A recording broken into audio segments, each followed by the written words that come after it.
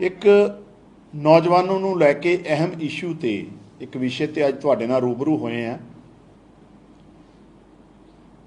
देश विच सत्तारूढ़ भारतीय जनता पार्टी वाली सरकार जिहदी अगवाई मोदी साहब कर रहे हैं, उन्हें पिछले दिनों देश की सेना च भर्ती नूं लैके अग्निपथ नाम की योजना शुरू की या करन जा रही है। उसकी घोषणा की जिहदे च सेना की भर्ती के नां ते नौजवानों नूं 4 साल लई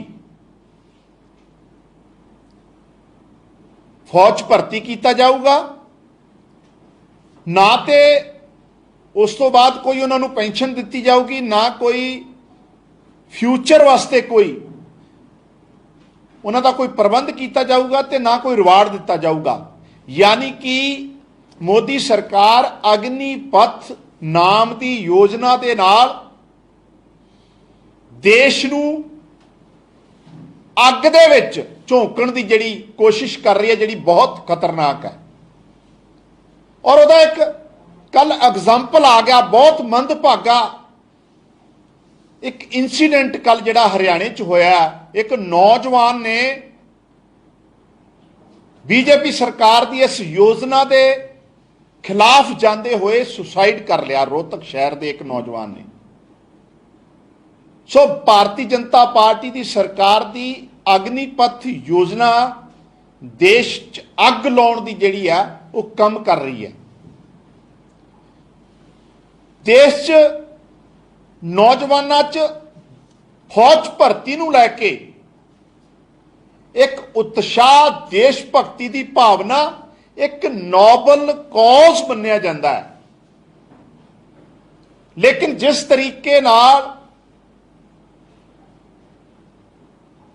भारतीय जनता पार्टी की सरकार पिछले 8 सालों जेड़े कि कहंदे सी असी हर साल 5 करोड़ नौजवानों नूं देश च नौकरियां देवांगे, उस बीजेपी सरकार दे रजीम च अज देश च जिहड़ी बेरोजगारी दर है हाईएस्ट लैवल ते पहुंच गई है।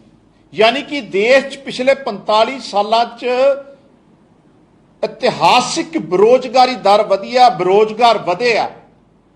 और सिर्फ ते सिर्फ बीजेपी सरकार ने झूठे लारे, झूठे दावे देण की कोशिश की है, लोगों को गुमराह किया। और उस कड़ी च जिहड़ी अग्निपथ योजना लेके आ रहा है, वह भी सीधा सीधा कोझा नौजवानों का मजाक है, देश की फौज का अपमान है। कि तुसी यही 5 करोड़ रोजगार देने का वादा करते सी या मोदी साहब नूं साडा सवाल है।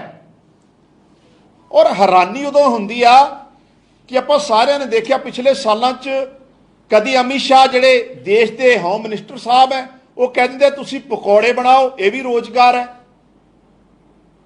कदी किसी तरीके नाल देश के नौजवानों का मजाक उड़ाया, कदी किसी तरीके नाल।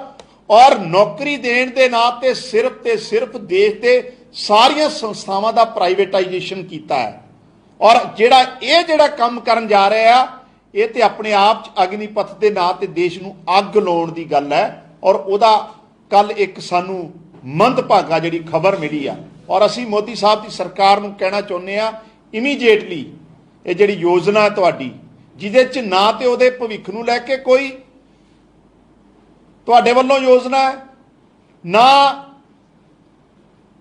सेना की जिहड़ी सेवा आ, देश भगती की जिहड़ी सेवा की जिहड़ी भावना उहदा भी मजाक है। देश की सेवा च फौज भर्ती होना अपने आप च एक बहुत वड्डी प्राउड की गल है।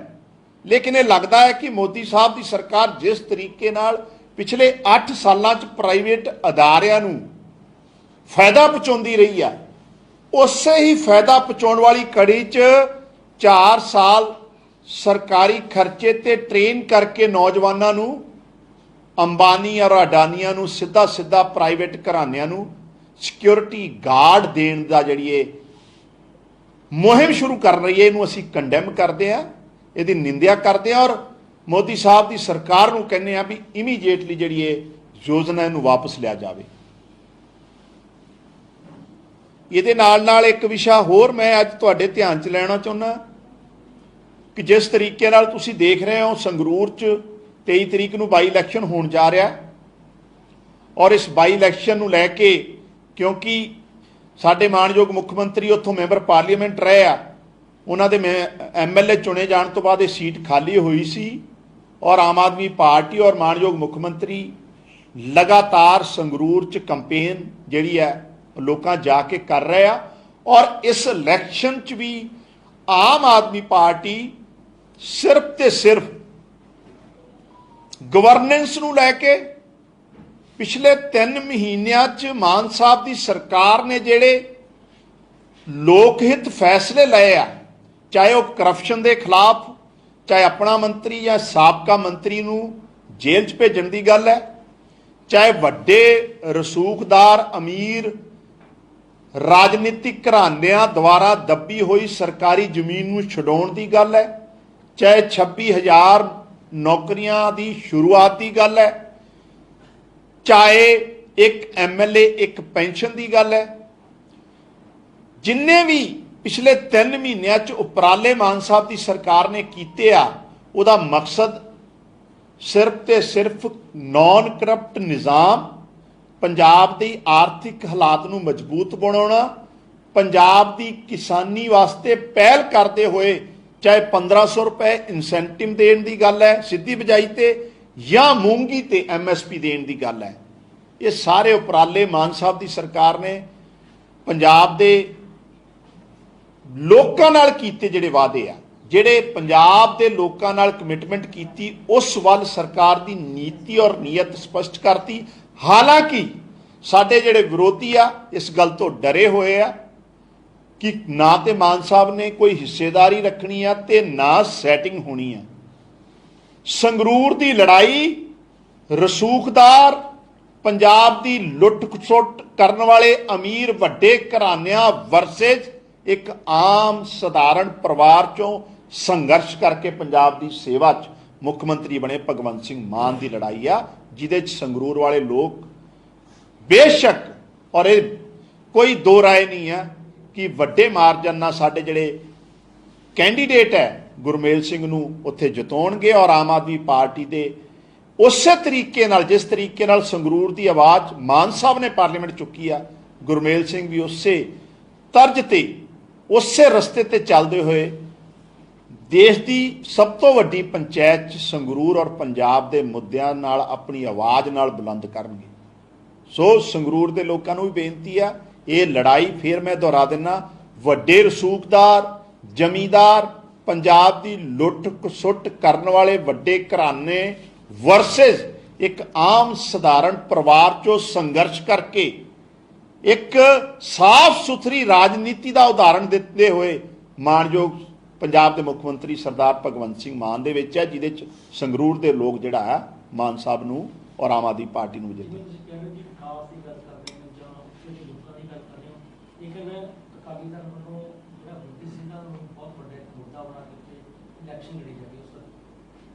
ਦੇਖੋ, ਅਕਾਲੀ ਦਲ ਜਦੋਂ ਸੱਤਾ ਤੋਂ ਬਾਹਰ ਹੁੰਦਾ ਆ ਉਦੋਂ ਹੀ ਇਹਨੂੰ ਬੰਦੀ ਸਿੰਘਾਂ ਦੀ ਯਾਰ ਪੰਜਾਬ ਦੀ ਯਾਦ ਆਉਂਦੀ ਆ। ਇਹੀ ਅਕਾਲੀ ਦਲ ਨੂੰ ਮੈਂ ਪੁੱਛਣਾ ਚਾਹੁੰਦਾ ਕਿ ਤੁਸੀਂ ਅਟਲ ਬਿਹਾਰੀ ਵਾਜਪੇਈ ਦੀ ਸਰਕਾਰ 'ਚ ਵੀ ਭਾਈਵਾਲ ਰਹੇ, ਤੁਹਾਨੂੰ ਬੰਦੀ ਸਿੰਘ ਯਾਦ ਕਿਉਂ ਨਹੀਂ ਆਏ? ਤੁਸੀਂ ਮੋਦੀ ਸਾਹਿਬ ਦੀ ਪਹਿਲੀ ਸਰਕਾਰ ਔਰ ਦੂਜੀ ਸਰਕਾਰ 'ਚ ਵੀ 2020 ਤੱਕ ਹਿੱਸੇਦਾਰ ਰਹੇ, ਤੁਹਾਨੂੰ ਬੰਦੀ ਸਿੰਘ ਯਾਦ ਕਿਉਂ ਨਹੀਂ ਆਏ? ਔਰ ਤੀਜੀ ਗੱਲ, ਜਿਹੜਾ ਇਹ ਵਾਰ-ਵਾਰ ਕਹਿ ਰਿਹਾ ਅਕਾਲੀ ਦਲ ਬਾਦਲ ਕਿ ਅਖੇ ਜੀ ਮੈਂਬਰ ਪਾਰਲੀਮੈਂਟ ਪਹੁੰਚਾਓ, ਸੰਗਰੂਰ ਦਾ ਜਿਹੜਾ ਮੈਂਬਰ ਪਾਰਲੀਮੈਂਟ ਅਗਰ ਤੁਸੀਂ ਪਹੁੰਚਾਉਂਦੇ ਹੋ ਭੇਜਦੇ ਹੋ ਅਕਾਲੀ ਦਲ ਦਾ, ਤੇ ਉਹ ਬੰਦੀ ਸਿੰਘਾਂ ਦੀ ਰਿਹਾਈ ਕਰਵਾ ਸਕਦਾ। ਤੇ ਸਾਡਾ ਇਹਨਾਂ ਨੂੰ ਸਵਾਲ ਹੈ ਕਿ ਬਾਦਲ ਸਾਹਿਬ ਔਰ ਬਾਦਲ ਸਾਹਿਬ ਦੇ wife Harsimrat Kaur Badal member parliament ਆ, ਉਹਨਾਂ ਨੇ ਕਿਹੜੇ ਐਫਰਟ ਕੀਤੇ ਆ? ਸੋ ਇਹ ਅਕਾਲੀ ਦਲ ਜਿਹੜਾ ਬਾਦਲ ਹੈ ਉਹ ਬਿਲਕੁਲ ਇਰਰੈਲੇਵੈਂਟ ਰਾਜਨੀਤਿਕ ਤੌਰ ਤੇ ਜਿਹੜਾ ਆ ਉਹ ਲੋਕਾਂ 'ਚ ਕਿਸੇ ਤਰੀਕੇ ਨਾਲ ਅੱਜ ਸਟੈਂਡ ਨਹੀਂ ਕਰਦਾ। ਇਸ ਕਰਕੇ ਆਪਣੀ ਗਵਾਚੀ ਹੋਈ ਜ਼ਮੀਨ ਨੂੰ ਤਲਾਸ਼ਣ ਵਾਸਤੇ ਜਿਹੜਾ ਆ ਝੂਠਾ ਪ੍ਰੋਪੋਗੰਡਾ ਜਾਂ ਖਾਮ ਖਾਂ ਦਾ ਜਿਹੜਾ ਮੁੱਦਾ, ਜਿਹੜਾ ਕਿ ਇਹਨਾਂ ਨੇ ਕਦੀ ਵੀ ਪਿਛਲੇ ਇੰਨੇ ਸਾਲ ਸੱਤਾ 'ਚ ਰਹੇ ਉਭਾਰਿਆ ਨਹੀਂ। ਉਹਦੇ ਵਾਸਤੇ ਆਮ ਆਦਮੀ ਪਾਰਟੀ ਦੇ ਖਿਲਾਫ ਕੂੜ ਪ੍ਰਚਾਰ ਕਰ ਰਿਹਾ, ਜਿਹਦਾ ਲੋਕਾਂ ਤੇ ਕੋਈ ਅਸਰ।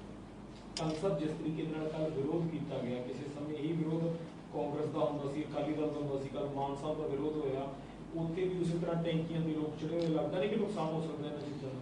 ਇਹ ਗੱਲ ਮੈਂ ਬਿਲਕੁਲ ਦੱਸਣਾ ਚਾਹੁੰਦਾ ਤੁਹਾਡੇ ਰਾਹੀਂ ਪੰਜਾਬ ਦੇ ਸਾਡੇ ਉਹ ਨੌਜਵਾਨਾਂ ਨੂੰ ਵੀ।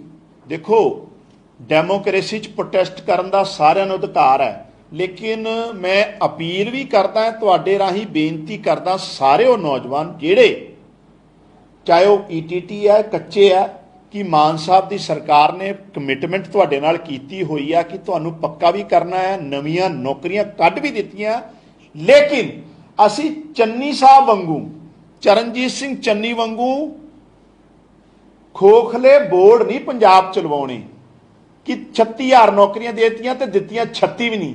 ਸੋ ਮਾਨ ਸਾਹਿਬ ਦੀ ਸਰਕਾਰ ਜਿੰਨੀਆਂ ਵੀ ਲੀਗਲ ਕੰਪਲਿਕੇਸ਼ਨਾਂ ਆ, ਕਿਉਂਕਿ ਇਹ ਸਾਰਾ ਮਸਲਾ ਇੰਨਾ ਕੰਟਰਾਡਿਕਟ ਕੀਤਾ ਇਹਨਾਂ ਸਾਲਾਂ 'ਚ ਕਾਂਗਰਸ ਸਰਕਾਰ ਨੇ, ਚਾਹੇ ਉਹ ਕੱਚੇ ਮੁਲਾਜ਼ਮਾਂ ਨੂੰ ਪੱਕੇ ਕਰਨ ਦੀ ਗੱਲ ਹੈ, ਚਾਹੇ ਉਹਨਾਂ ਦੇ ਸੈਲਰੀ ਇਨਕਰੀਜ਼ ਕਰਨ ਦੀ ਗੱਲ ਹੈ, ਇੰਨਾ ਕੰਪਲਿਕੇਟਡ ਕੀਤਾ। ਮਾਨ ਸਾਹਿਬ ਨਹੀਂ ਚਾਹੁੰਦੇ ਕਿ ਅੱਜ ਹੀ ਕਿਸੇ ਨੌਜਵਾਨ ਨੂੰ ਕੋਈ ਨੌਕਰੀ ਦੇ ਦਈਏ, ਕੱਲ ਨੂੰ ਕੋਈ ਕੋਰਟ ਚੱਲ ਕੇ ਸਟੇ ਲੈ ਆਵੇ। ਇਹੀ ਹੁੰਦਾ ਰਿਹਾ। ਹਰੇਕ ਜਿਹੜੇ ਡਿਪਾਰਟਮੈਂਟ ਦੇ ਨੌਜਵਾਨ, ਉਹਨਾਂ ਦੇ ਮਸਲੇ ਜਿਹੜੇ ਐਡਰੈਸ ਹੋਣਗੇ, 36000 ਕੱਚੇ ਪੱਕੇ ਵੀ ਕੀਤੇ ਜਾਣਗੇ, ਨਵੀਆਂ ਨੌਕਰੀਆਂ ਆਲਰੇਡੀ ਸ਼ੁਰੂ ਹੋ ਗਈਆਂ। ਲੇਕਿਨ ਮਾਨ ਸਾਹਿਬ ਦੀ ਸਰਕਾਰ ਦੀ ਪੰਜਾਬ ਦੇ ਲੋਕਾਂ ਨੂੰ ਅਸੀਂ ਇਹੀ ਅਪੀਲ ਕਰਦੇ ਹਾਂ, ਥੋੜਾ ਜਿਹਾ ਸਾਨੂੰ ਸਮੇਂ ਦਿਓ ਔਰ ਪੇਸ਼ੈਂਸਲੀ ਭਰੋਸਾ ਰੱਖੋ। ਅਸੀਂ ਉਹੀ ਕੰਮ ਜਿਹੜੀਆਂ ਪਿਛਲੀਆਂ ਸਰਕਾਰਾਂ ਸਿਰਫ ਅਖੀਰਲੇ 6 ਮਹੀਨੇ ਘੋਸ਼ਣਾ ਕਰਦੀਆਂ ਸੀ, ਅਸੀਂ ਉਹਦੀ ਸ਼ੁਰੂਆਤ ਕੀਤੀ।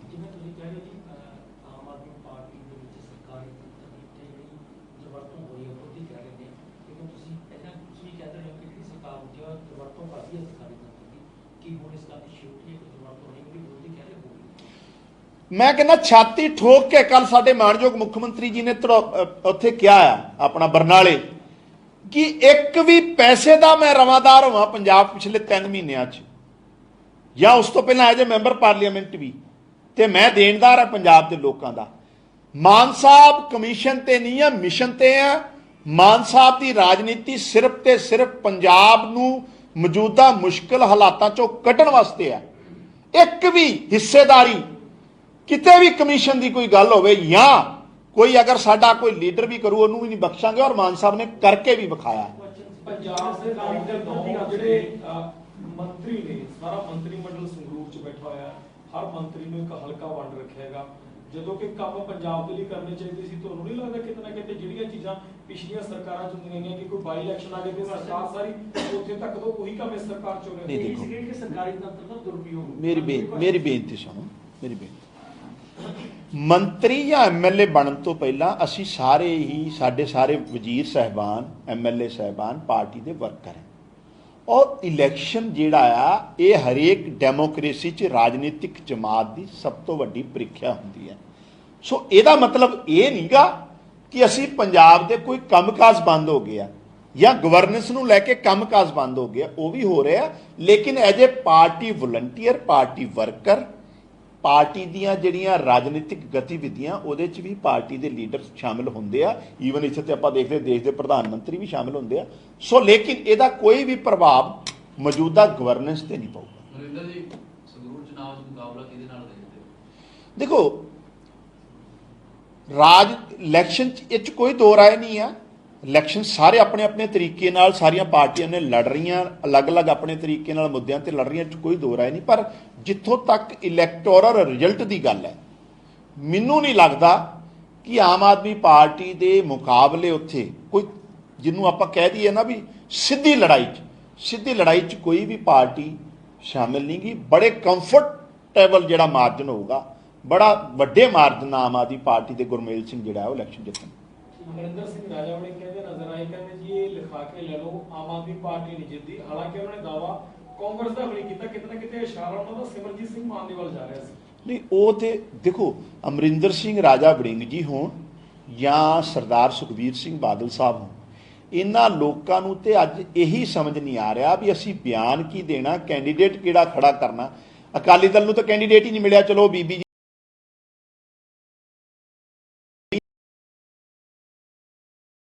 ਨਹੀਂ ਕਦੀ ਈਵਨ ਅਕਾਲੀ ਦਲ ਤੇ ਉਹਦੇ ਤੇ ਕਾਂਗਰਸ 'ਚ ਵੀ ਜਦੋਂ ਕਿਸੇ ਨੇ ਇਲੈਕਸ਼ਨ ਲੜਨ ਤੋਂ ਸਾਰੇ ਹੀ ਮਨਾ ਕਰ ਗਏ ਤੇ ਇੱਕ ਉਹ ਜਿਹੜੇ ਆ ਧੂਰੀਵਾਲੇ ਸਾਬਕਾ ਐਮਐਲਏ ਸਾਹਿਬ ਨੂੰ ਲਿਆਏ। ਸੋ ਰਾਜਾ ਅਮਰਿੰਦਰ ਜਿਹੜੇ ਆਪਣੇ ਐਕਚੁਅਲ 'ਚ ਰਾਜੇ ਰਜਵਾੜੇ ਆ ਨਾ, ਇਹ ਰਾਜਾ ਸਾਹਿਬ ਨੂੰ ਇਹ ਸਮਝ ਹੀ ਨਹੀਂ ਆ ਰਹੀ, ਕਿਉਂਕਿ ਲੋਕਾਂ 'ਚ ਕਿਸੇ ਤਰ੍ਹਾਂ ਦੀ ਇਹਨਾਂ ਦੇ ਪ੍ਰਤੀ ਕੋਈ ਲੋਕਾਂ ਹਿਲਜੁਲ ਨਹੀਂ ਆ, ਲੋਕਾਂ ਦਾ ਇਹਨਾਂ ਨੂੰ ਕੋਈ ਸਮਰਥਨ ਨਹੀਂ ਗਾ। ਸੋ ਇਹ ਅਲੂਲ ਜਲੂਲ ਜਿਸ ਤਰ੍ਹਾਂ ਸਟੇਟਮੈਂਟਾਂ ਦੇਈ ਜਾਂਦੇ ਆ। ਤੁਸੀਂ ਅਗਰ ਗੱਲ ਬੜੀ, ਸਾਡੇ ਮੁੱਖ ਮੰਤਰੀ ਜੀ ਨੇ ਕੱਲ ਇਹ ਕਿਹਾ, ਮੇਰੇ ਤੇ ਮੈਂ ਕੋਈ ਪੈਸੇ ਦਾ ਦੇਣਦਾਰ ਹੈ, ਮੇਰੇ ਤੇ ਇਲਜ਼ਾਮ ਲਾਓ, ਮੈਂ ਜਵਾਬ ਦਊਂਗਾ। ਅਸੀਂ ਕੋਈ ਕਰਪਸ਼ਨ ਕੀਤੀ ਉਹਦੇ ਦੱਸੋ। ਅਸੀਂ ਲੇਕਿਨ ਇਹ ਨਹੀਂਗਾ ਕੋਈ ਸੈਟਿੰਗ ਕਰਕੇ ਕਿਸੇ ਨੂੰ ਬਖਸ਼ ਦਾਂਗੇ ਜਿਹਨੇ ਪੰਜਾਬ ਦੀ ਲੁੱਟ ਖਸੁੱਟ ਕੀਤੀ ਹੋਗੀ, ਉਹ ਨਹੀਂ ਬਖਸ਼ਿਆ ਜਾਊ, ਸੈਟਿੰਗ ਨਹੀਂ ਹੋਣੀ। ਸੋ ਇਹਨਾਂ ਦੇ ਜਿਹੜੇ ਦਾਅਵੇ ਆ ਸਾਰੇ ਖੋਖਲੇ। ਕਾਂਗਰਸ ਸਾਹਿਬ ਡੇਰਾ ਮੁਖੀ ਨੂੰ ਜ਼ਮਾਨਤ ਮਿਲ ਗਈ ਹੈ, ਐਚਪੀਸੀ ਨੇ ਦਾ ਵਿਰੋਧ ਕੀਤਾ ਡੇਰਾ ਸੱਸਾ ਮੁਖੀ। ਦੇਖੋ ਮੈਨੂੰ ਨਹੀਂ ਸਮਝ ਆ ਰਿਹਾ ਵੀ ਕਿਸ ਤਰੀਕੇ ਨਾਲ, ਹਾਲਾਂਕਿ ਇਹ ਤੇ ਮਾਣਯੋਗ ਕੋਰਟ ਦਾ ਫੈਸਲਾ ਆ, ਲੇਕਿਨ ਜਿਹੜਾ ਬੰਦਾ ਅਪਰਾਧੀ ਆ ਜਿਹਨੂੰ 20-20 ਸਾਲ ਦੀਆਂ ਸਜ਼ਾ ਹੋ ਚੁੱਕੀਆਂ ਔਰ ਉਹਨੂੰ ਵਾਰ-ਵਾਰ ਇਲੈਕਸ਼ਨ ਦੇ ਟਾਈਮ ਪੈਰੋਲ ਦੇਣੀ ਆਪਣੇ ਆਪ 'ਚ ਬਹੁਤ ਵੱਡੇ ਸਵਾਲ ਖੜੇ ਕਰਦੇ ਆ।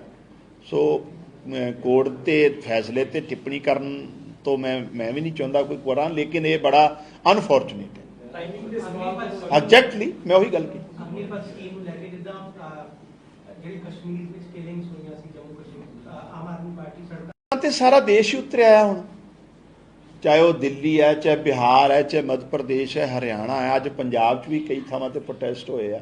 ਸੋ ਸਾਰੀਆਂ ਪਾਰਟੀਆਂ, ਆਮ ਆਦਮੀ ਪਾਰਟੀ ਦੇ ਲੋਕ ਵੀ ਜਾ ਰਹੇ, ਲੇਕਿਨ ਮੋਦੀ ਸਾਹਿਬ ਨੇ ਜਿਸ ਤਰੀਕੇ ਨਾਲ ਖੂਨ ਦੀ ਹੋਲੀ ਕਿਸਾਨੀ ਅੰਦੋਲਨ ਦੇ ਦੌਰਾਨ ਕਿਸਾਨਾਂ ਨਾਲ ਖੇਡੀ ਸੀ, ਉਹੀ ਜਿਹੜੀ ਪਰੰਪਰਾ ਮੋਦੀ ਸਾਹਿਬ ਦੁਹਰਾ ਰਹੇ, ਜਿਹੜੀ ਕਿ ਬਹੁਤ ਖਤਰਨਾਕ ਹੈ। ਇਸ ਕਰਕੇ ਮੈਂ ਕਿਹਾ ਸੀ ਕਿ ਇਹ ਲੋਕ, ਇਹ ਭਾਰਤੀ ਜਨਤਾ ਪਾਰਟੀ ਨੂੰ ਜਦੋਂ ਲੋਕਾਂ ਦੀਆਂ ਸ਼ਹਾਦਤਾਂ ਹੋ ਜਾਂਦੀਆਂ ਉਦੋਂ ਹੀ ਇਹ ਕਿਉਂ ਆਪਣੇ ਫੈਸਲੇ ਪਹਿਲਾਂ ਸੋਚ ਸਮਝ ਕੇ ਕਿਉਂ ਨਹੀਂ ਲੈਂਦੇ। ਸੋ ਅੱਜ ਵੀ ਇਹੀ ਹਾਲਾਤ ਹੈ, ਇੱਕ ਨੌਜਵਾਨ ਦੀ ਸ਼ਹਾਦਤ ਇਸ ਮਸਲੇ ਤੇ ਵੀ ਹੋ ਗਈ ਆ। ਇਹ ਸਿੱਧਾ ਅਗਨੀਪਥ ਯੋਜਨਾ ਦੇਸ਼ 'ਚ ਅੱਗ ਲਾਉਣ ਦਾ ਕੰਮ ਹੈ, ਜਿਹਨੂੰ ਕਿ ਦੇਸ਼ ਬਰਦਾਸ਼ਤ ਨਹੀਂ ਕਰੇਗਾ। ਆਮ ਆਦਮੀ ਪਾਰਟੀ ਸੜਕਾਂ ਤੇ ਉਤਰ ਰਹੀ ਹੈ ਇਸ ਮੁੱਦੇ ਨੂੰ ਲੈ ਕੇ। ਡੈਫੀਨੇਟਲੀ ਖਿਲਾਫ ਕੋਈ ਵਿਰੋਧ ਹੋਏਗਾ ਜਾਂ ਪ੍ਰੈਸ ਕਾਨਫਰੰਸ ਤੱਕ ਹੀ ਸੀਮਿਤ ਨਹੀਂ, Aam Aadmi party already protest ਕਰਨਾ ਸ਼ੁਰੂ ਕੀਤਾ। ਦਿੱਲੀ 'ਚ ਵੀ ਹੋ ਰਿਹਾ, ਪੰਜਾਬ 'ਚ ਵੀ ਹੋ ਰਿਹਾ। ਆਉਣ ਵਾਲੇ ਟਾਈਮ, ਚਲੋ ਇਸ ਕਰਕੇ ਕਿ ਪੰਜਾਬ ਬਾਈ ਇਲੈਕਸ਼ਨ ਹੈ, ਉਹਦਾ ਪ੍ਰਭਾਵ ਘੱਟ ਹੈ, ਲੇਕਿਨ ਇਸ ਫੈਸਲੇ ਦੇ ਖਿਲਾਫ ਅਸੀਂ ਨਿਰਣਾਇਕ ਲੜਾਈ, ਚਾਹੇ ਸੜਕਾਂ ਤੇ ਲੜਨੀ ਪਵੇ, ਚਾਹੇ ਪਾਰਲੀਮੈਂਟ 'ਚ ਲੜਨੀ ਪਵੇ, ਡਟ ਕੇ ਆਮ ਆਦਮੀ ਪਾਰਟੀ ਲੜੂਗੀ। ਕਿਸਾਨਾਂ ਦੀ ਮੂੰਗੀ ਦੀ ਫਸਲ ਤਿਆਰ ਹੈ, ਐਮਐਸਪੀ ਤੇ ਵਿਕ ਰਹੀ ਹੈ ਪੂਰੇ ਆਲਰੇਡੀ ਵਿਕ ਰਹੀ ਆ। ਔਰ ਵੀਡੀਓ ਆ ਰਹੀ ਇਹਨਾਂ 'ਚ ਕਿਸਾਨਾਂ ਨੂੰ ਕਿਹਾ ਦੇਖੋ ਉਹਦੇ 'ਚ ਮੈਂ ਤੁਹਾਨੂੰ ਦੱਸਦਾ, ਮੈਂ ਕੱਲ ਵੀ ਸੰਗਰੂਰ ਸੀਗਾ, ਉੱਥੇ ਵੀ ਕੁਝ ਪੱਤਰਕਾਰਾਂ ਨੇ ਗੱਲ ਕੀਤੀ। ਉਹਦੇ 'ਚ ਇੱਕ ਦੋ ਥਾਵਾਂ ਤੇ ਸਾਡੇ ਪੋਲੀਟੀਕਲ ਆਪੋਨੈਂਟ ਜਿਹੜੇ ਲੋਕ ਹੈ ਜਾਂ ਜਿਹੜੇ ਉਹਨਾਂ ਦੇ ਸਪਾਂਸਰਡ ਵਿਚਲੇ ਦਲਾਲ ਹੈ, ਉਹਨਾਂ ਦੁਆਰਾ ਇਹ ਪ੍ਰੋਪੇਗੈਂਡਾ ਕੀਤਾ ਰਿਹਾ। ਲੇਕਿਨ ਮਾਨ ਸਾਹਿਬ ਦੀ ਸਰਕਾਰ ਇੱਕ ਦਾਣਾ ਮੂੰਗੀ ਦਾ ਖਰੀਦਣ ਲਈ ਵਚਨਬੱਧ ਹੈ ਔਰ ਖਰੀਦ ਰਹੀ ਹੈ। ਬਹੁਤ ਬਹੁਤ ਧੰਨਵਾਦ।